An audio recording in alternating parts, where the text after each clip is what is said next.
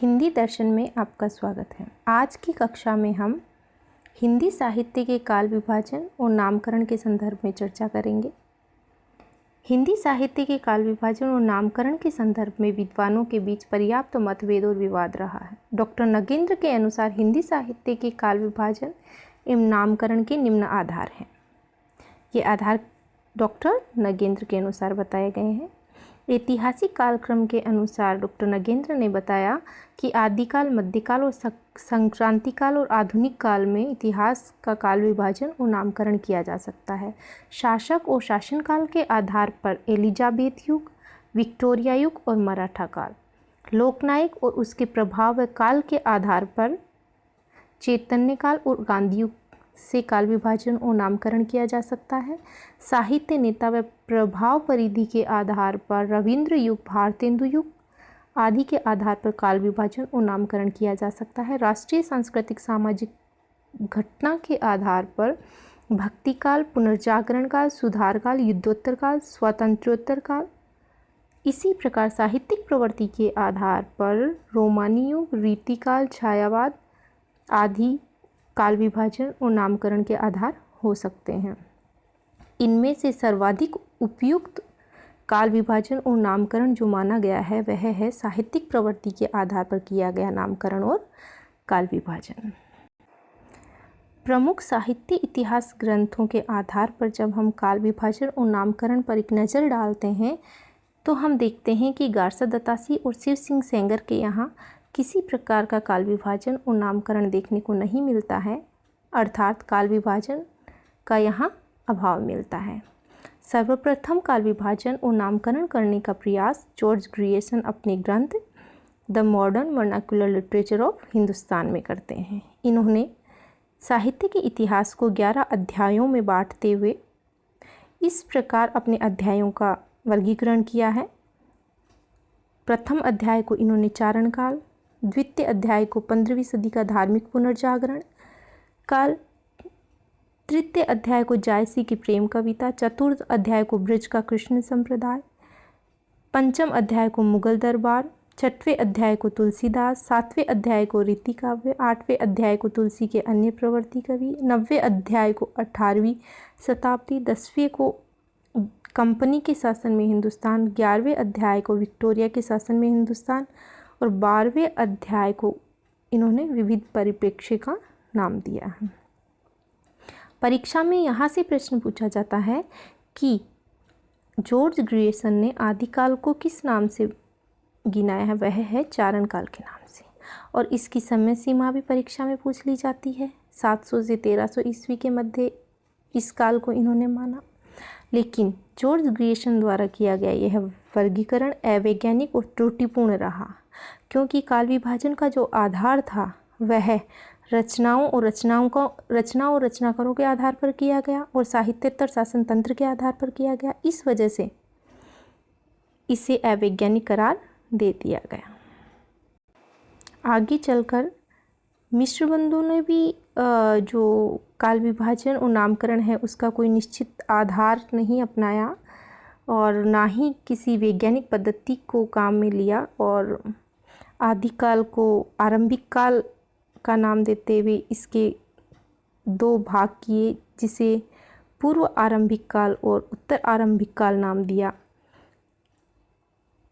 भक्ति काल को इन्होंने माध्यमिक काल नाम देते हुए पूर्व माध्यमिक काल और प्रौढ़ माध्यमिक काल 2 भागों में बांटा।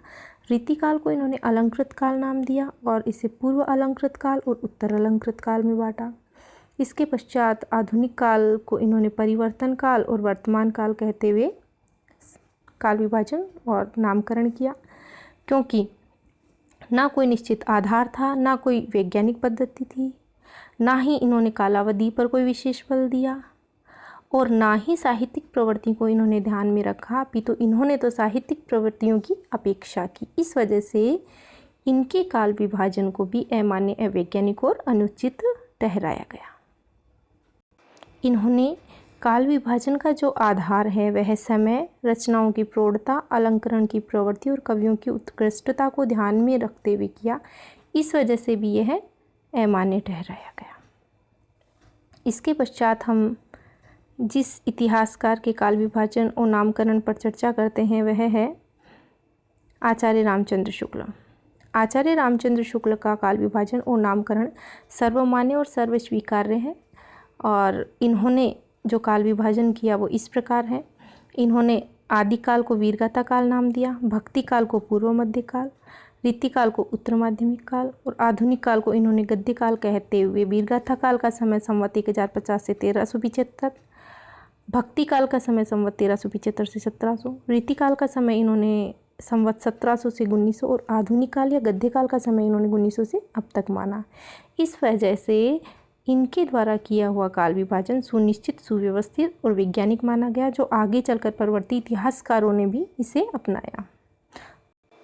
हजारी प्रसाद द्विवेदी ने भी शुक्ल के काल विभाजन को स्वीकार करते हुए इन्होंने संवत के स्थान पर ईस्वी को अपनाया और इस प्रकार काल विभाजन किया। आदिकाल, भक्ति काल, रीतिकाल और आधुनिक काल और समय सीमा रखी 10वीं से 14वीं शताब्दी, 14वीं से 16वीं शताब्दी, 16वीं से 19वीं शताब्दी और 19वीं से अब तक। अर्थात आदिकाल का समय 10वीं से 14वीं शताब्दी, भक्ति काल का समय 14वीं से 16वीं शताब्दी, रीतिकाल का समय 16वीं से 19वीं शताब्दी और आधुनिक काल का समय 19वीं से अब तक।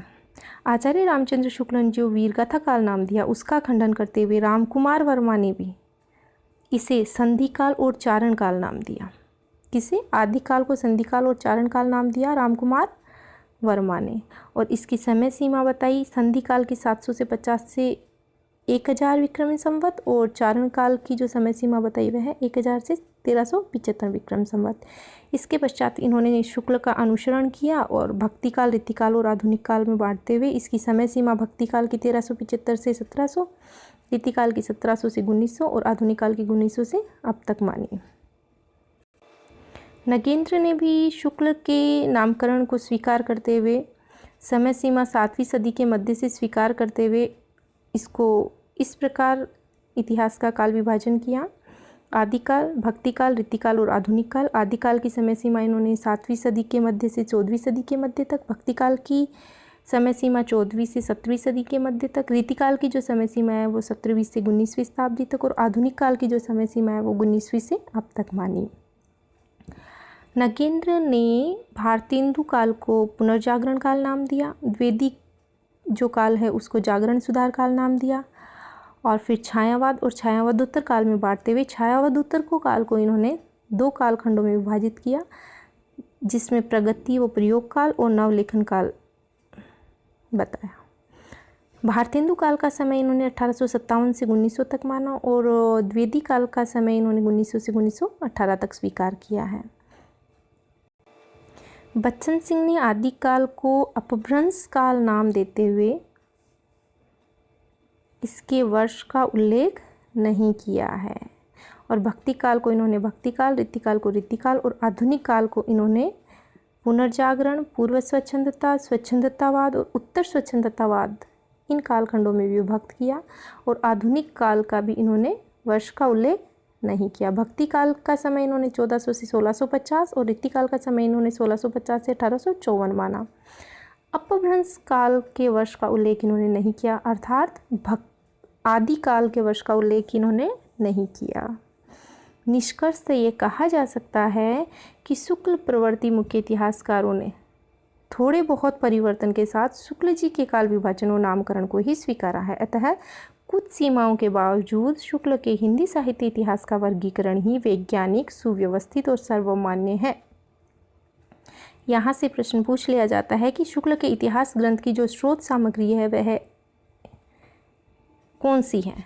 शुक्ल ने मिश्रबंधु विनोद का सहारा लिया, शुक्ल ने कविता कौमुदी का सहारा लिया, शुक्ल ने हिंदी कोविद रत्नमाला का सहारा लिया और शुक्ल ने ब्रजमाधुरी सार का सहारा लिया। मिश्रबंधु विनोद मिश्रबंधु की जो 1913 में लिखी गई, कविता कौमुदी रामनरेश त्रिपाठी की है जो 1917 में लिखी गई, हिंदी कोविद रत्नमाला श्याम सुंदर दास की है जो 1909 ईस्वी में लिखी गई और ब्रजमाधुरी सार है वो वियोगी हरि की है जो 1923 ईस्वी में लिखी गई।